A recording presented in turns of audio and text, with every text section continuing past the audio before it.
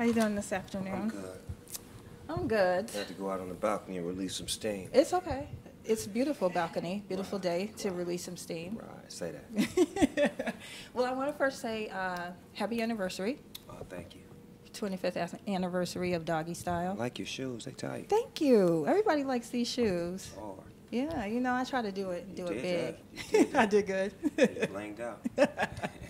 I tried, but Doggy Style was like, I did bump that. You did? You played that? Oh my God. For real? Yes. Was you acting? The twerk wasn't out back then. What dance was you doing? Nah, I was. Nah, I don't even think we had a word for what I was doing. I know, it was just grooving, right? Grooving, yeah. That's right. Yeah, no, but from Doggy Style to now Bible of Love, which I listened to this morning. That was my theme song for this morning while I was working. Right. And just two totally different dynamics as far as albums go. But I loved it. Like one of the songs that I really noticed was Sunrise. Yes. And the lyrics you said, I used to ride with those young guys and blaze to the fun time. Nowadays I just praise until the sunrise. Been down so long, I'm used to falling, y'all. But I recognize it's my calling, dog. I've been ordained, anointed with the oil. I'm on the battlefield, loyal to the soil. Looking at the man in the mirror. See, now things is getting much clearer. I got my own church, my own choir, my own band. I guess you could say I'm a brand new man. See, rap guys usually don't get baptized, but how could you cleanse your sins without it? It makes you want to think about it. Hey. Right, Reverend, the Reverend right recite like, you see, today is today to get your life right. So does that apply to you? Are you a changed man? I wrote that for me. You wrote that for you. I felt that. Like, usually when I write in third party, or sometimes I write for me, but that was for me because it's like the song is Sunrise. Like, every morning is just you're given a second chance. So it's like it was the appropriate presentation. And that song is actually in the Redemption of a Dog play because it speaks to the process of me making it to redemption. What were some of the process that you had to go through to make it to redemption? Dealing with fame, money, success, temptation, women, drugs,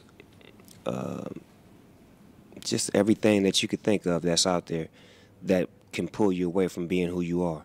But, you know, having a strong wife and having the sustainability of having real women in my life, as far as my mother, my grandmother, aunties, you know, I never could get too far out of control. They would always reel me in or slap some senses in my head.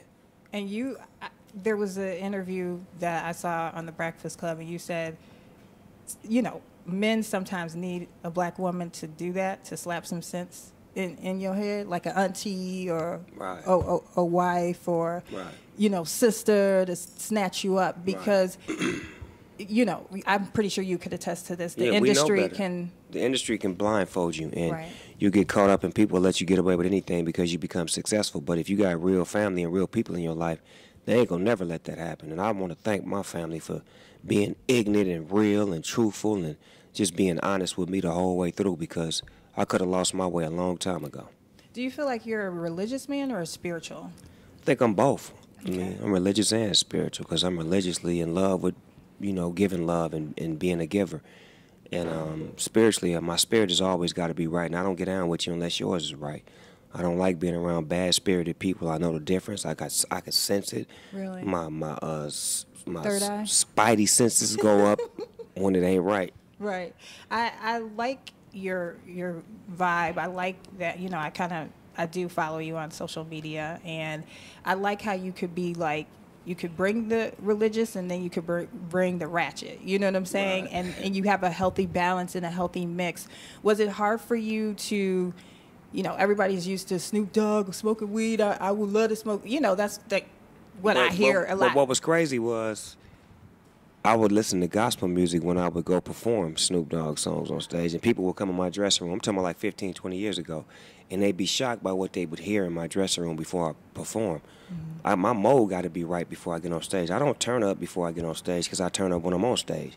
So I like to be relaxed and mellow so that way it never affects me to where I get nervous or I'm overexcited or overwhelmed. Because there's been times when I was a young rapper and I would come out on stage, and if the crowd was real hype, I would rap real hype. And I'm like, that ain't me. Right. How do I maintain the stability of who I am when I'm on stage in front of the crowd, no matter what the scenario is? I had to start picking better music to listen to. And the music was gospel and R&B music that I listened to in my dressing room before I go on stage. So it's been with me the whole way through. It's just, instead of me listening to it, I made some.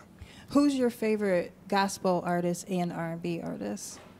Gospel, I love the Clark sisters. I love the Winans, the Williams brothers, Shirley Caesar. As far as R&B, Charlie Wilson, Curtis Mayfield, Smokey, Ron Isley, Lenny Williams, the Dramatics, the Enchantments, the Manhattans, the Spinners, the Shy Lights.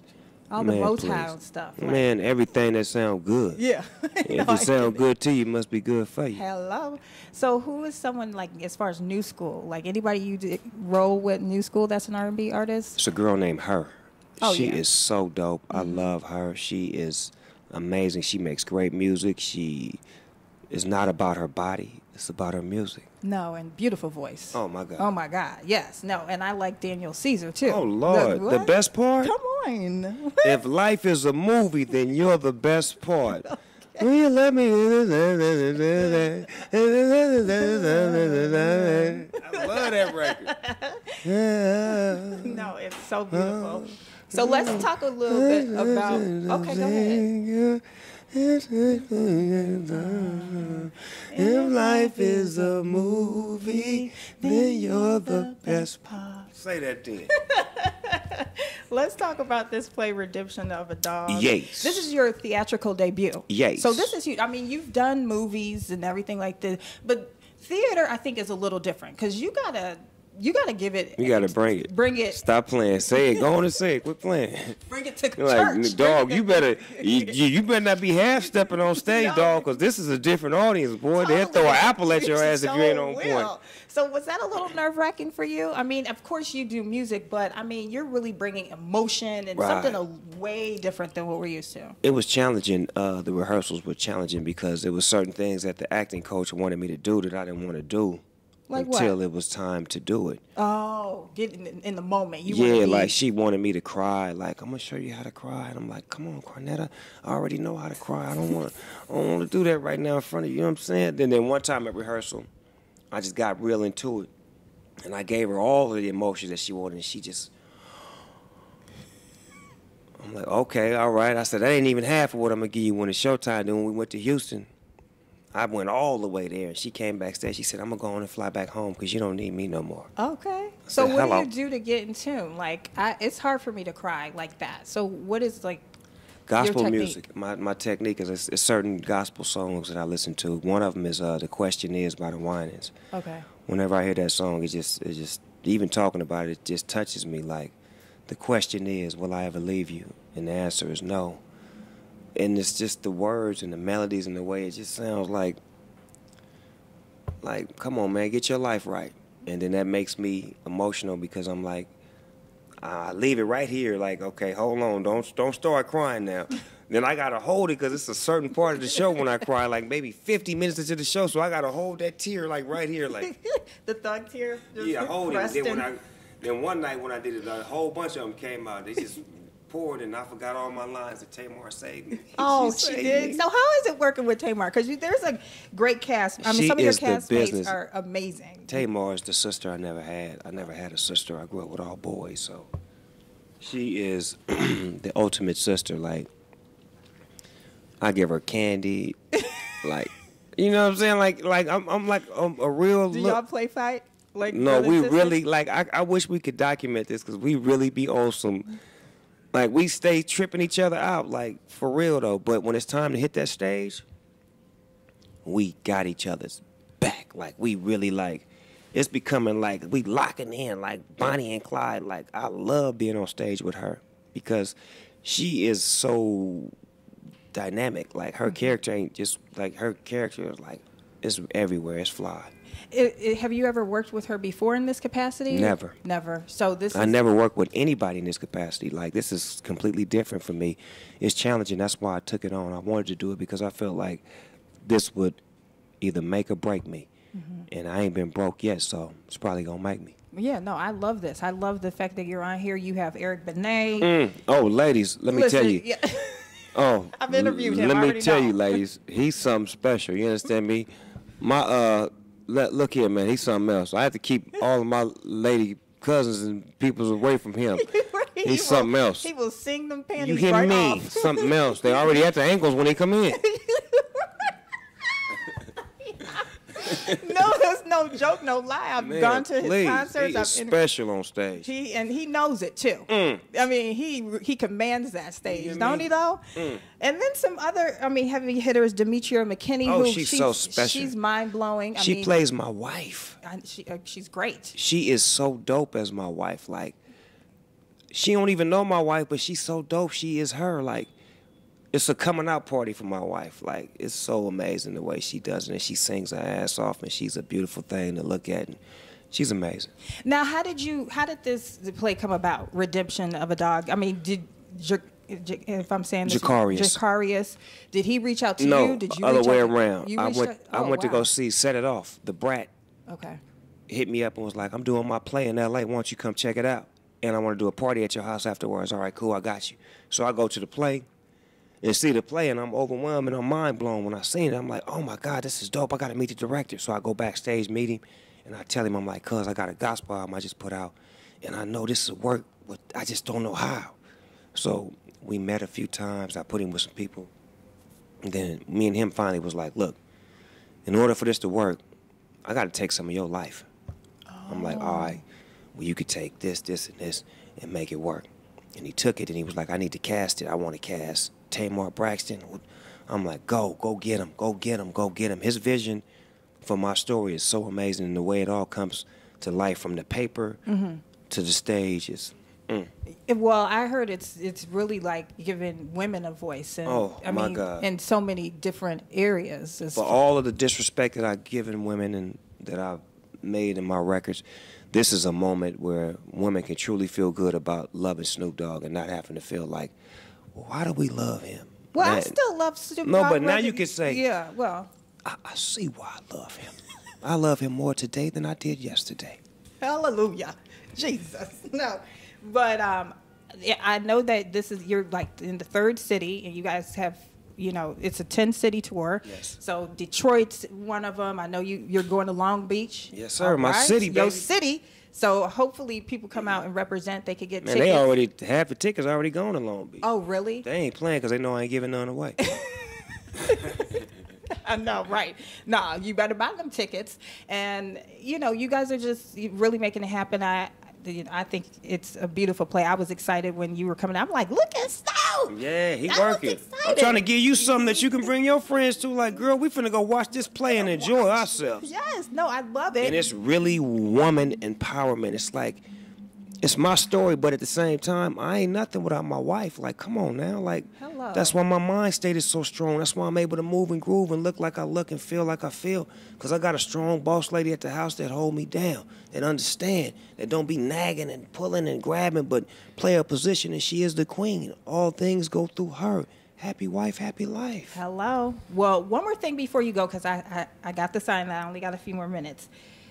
I love cooking. So we got to do a cooking demo together, please. I'm with Jesus, that. Let's make this And I happen. want you to get my cookbook, too. I'm going to sign it for you, too, because I want you to be one of the first ones to have that cookbook. Ooh, please, so you can see that this dude really know what he's doing. And, like, these recipes, like, when you start, when we cook, we like to taste it before it's done. You be like, oh, Lord, have mercy.